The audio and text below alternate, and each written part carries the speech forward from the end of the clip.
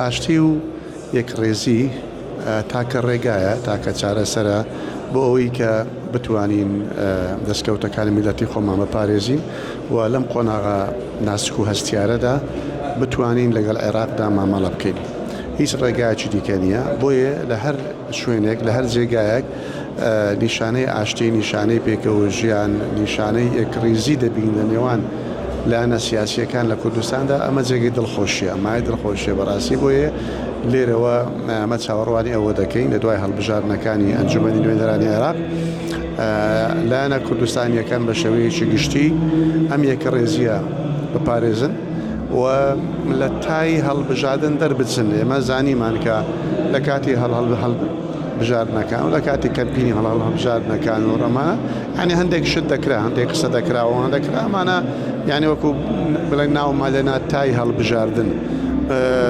ئومێدەوارم لەم قۆناغە دەرچوو بین لە تای هەڵبژاردن. ئێستا ئەنجامەکان هەموو یەکلا بووە و هەر لایەنێک قەبارەی ڕاستەقینەی خۆی زانی. ئێستا بە شێوازێکی دڵسۆزانە، بە شێوازێکی ڕاستگۆیانە دەست بکەن بە گفتوگۆیەکی بەرهەمدار بۆ ئەوەی کە هەم خزمەت بە دۆ زیێڕینی کوردستان بکە و هەم خزمەت بەو یەکڕێزیە بکە کە لە بەغدا بتوانین بەهێزەوە مامەڵە لەگەڵ داهاتوی عێراق بکەین و بتوانین بەهێزەوە ڕۆڵمان هەبێت لە داڕشتنەوەی سیاسەتی دوای عێراق و لە پێکهێنانی حکوومەتی عێراقیدا. دوای 2005ەوە تا ئێستا حکوومەتەکانی عێراقیەک لە دوایەکانی عێراقی چێکی لە دۆخێکی ئاساییدا لەدایک نەبووە. ئێستا دەتوانم بڵێم ژانێک هەیە، ژانێکی سیاسی هەیە. ئەم ژانە لە عێراقدا هەیە، ئەم ژانە بەردەوام دەبێت تا حکوومەتەکە لەدایک دەبێت. اینجا ئەم ژانە مانجێک دەخایەنێت، 2 مانگ زیاتر ومێدەوارین لە مانجێک زیاتر نەخایەنێ، چونکە ئەو مانگە با بڵێنەوەی مودەی دەستوریە بۆ ئەوەی کە لە دوای هەڵبژاردنەکان ئێستا ماوەیەک هەیە بۆ ئەوەی کە تانە لێ بدرێت. دوای ماوەکە اینجا ماوەی 7 ڕۆژ دەدرێتە دادگا بۆ ئەوەی ئەم تانانە یەکلایی بکاتەوە.